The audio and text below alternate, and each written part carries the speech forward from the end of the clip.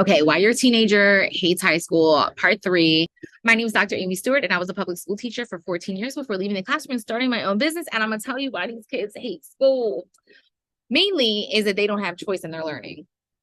Now, depending on what school district you live in or your kids go to or whatever, like when I was in high school, we had several languages we could choose from. Senior year, we had a couple different like English classes we could pick from.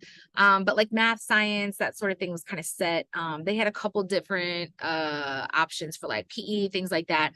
But in regards to being able to choose like projects and activities for the to be able to choose what time they come to school. I know it sounds kind of silly. And even now with like some schools still doing like asynchronous learning and some kids are working from home and there's online high school and there's like all these other options now. But like just your average kid going to just plain old high school, to be able to choose when they eat lunch, to be able to choose when they can go to the bathroom, to be able to choose what they could wear to school. And I'm not talking about wearing inappropriate stuff, but I also know that kids used to get sent out for wearing hoodies.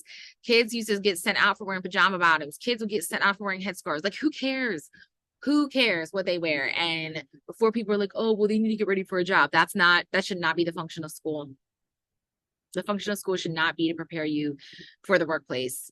It should be to educate kids. That's what it should be. It's turned into something to prepare kids for the workplace, which is why they harp so much on attendance, but not grades. Okay, all right. And while I know that like uniforms can be really helpful for parents, high school kids don't want to. I mean, if they want to wear the same thing every day, okay, whatever. And I understand that there's kids that like don't have money. Like, I'm not talking about these outliers. I'm talking about the average high school student who has a couple pair of jeans and a couple of shirts just to be able to wear what they want to wear. Like, that kind of stuff shouldn't matter. But like everything down to like the seat that they sit in. Some kids don't want to, I hate sitting in the front. I hate it. I will sit in the back all day and night and I will pay attention, but and then you have the learning style. I do not do well when somebody reads to me. That like, I'm gone. Give it to me, I'm gonna read it. But when I'm made to sit there and listen to somebody read, I'm gonna fall asleep, man. I can't do it. If I have to sit there and listen to somebody read a PowerPoint to me, which would happen quite often in professional developments for teachers, like that's a whole other conversation. Like if I taught the way people who lead PD, I would have not gotten good what you call it, like evaluations. And so when it comes to your teen, what this really boils down to is like, what are they interested in? Like, how do they like to learn? Do they like working in groups or they rather work on their own?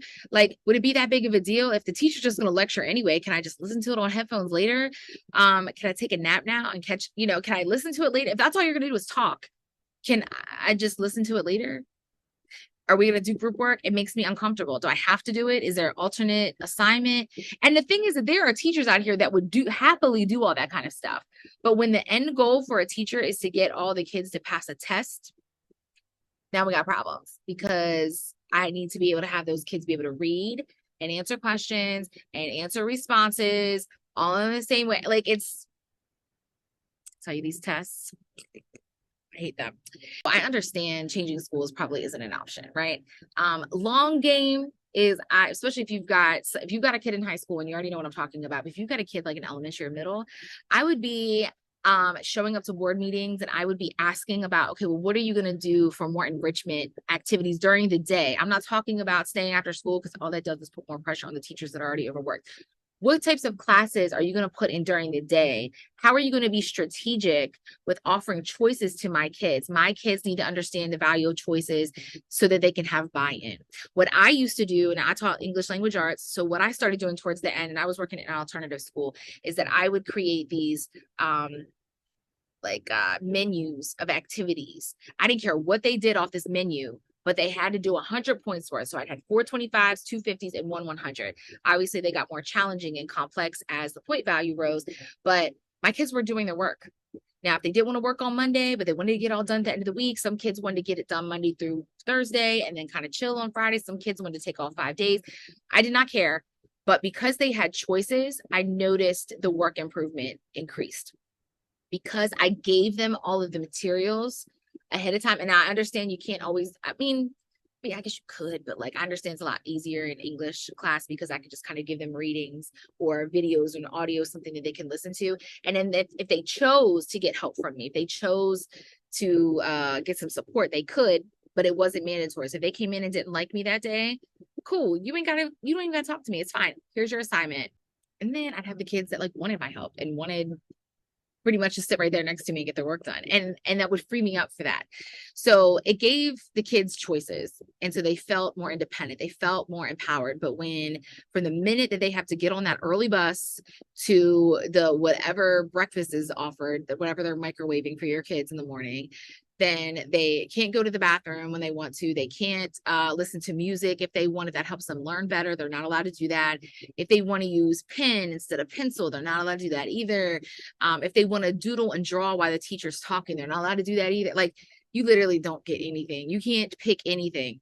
And that, like, who wants that? That causes problems, and then it bubbles up into I hate school. Why do I hate school? Because nothing in school is tailored for me. Nothing about school has to do with me. I'm literally just a kid filling a desk. It would feel like I showed up and nobody even cared if I showed up because they weren't even thinking about my interests. They weren't even thinking about my learning style. They weren't even thinking about just me.